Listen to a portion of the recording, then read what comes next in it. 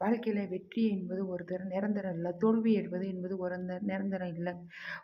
ஒரு ஒரு தொழில் செஞ்சோம்னா வச்சுக்கோங்களேன், தோல்வியும் வரும், வெற்றியும் வரும். அதுக்காக தோல்வியே கண்டுட்டோம்னா சோர்ந்து போயிட்டோம்னா, அந்த தொழில் எப்பவுமே முன்னேற்றம் வராதுங்க.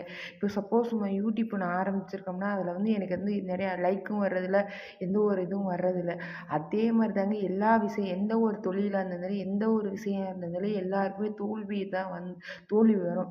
அதை கண்டு யாரும் பயப்படாதீங்க. வெற்றி அடுத்து வருங்க. தோல்வி நிரந்தரம் இல்ல. வெற்றி நம்மளுக்கு நிரந்தரம் இல்ல. 2ம் கலந்து வர்றதா வாழ்க்கை. அதை 2யும் கலந்து அட்ஜஸ்ட் பண்ணி வாழ்றதாங்க ஒரு லைஃப்ல நம்ம வின் பண்ணி சாதிக்க முடியுங்க. அது எப்படின்னு தோல்வி நம்மளுக்கு பட்டோம்னா அடுத்து நம்மளுக்கு வெற்றி நம்மளுக்கு நிச்சயமாக கண்டிப்பாக கிடைக்குங்க. அதுதான் தோல்வியை கண்டு நம்ம சோர்ந்து போய் என்றைக்குமே இருக்கக்கூடாதுங்க.